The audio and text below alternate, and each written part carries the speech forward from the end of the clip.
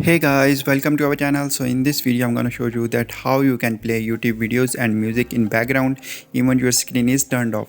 So how to do this? First of all, you have to buy the YouTube premium feature.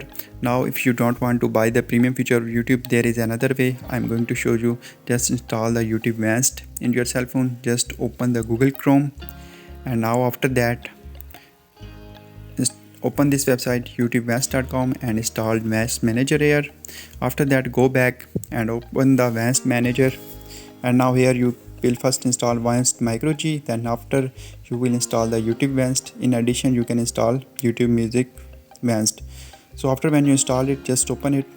Now here we will play video, and you can see this video will be run in background. So simply I am playing this music, and after that now I will go back, simply close this, and now here you can see notification that our video link is available. Simply click on play. So now our music is playing in background.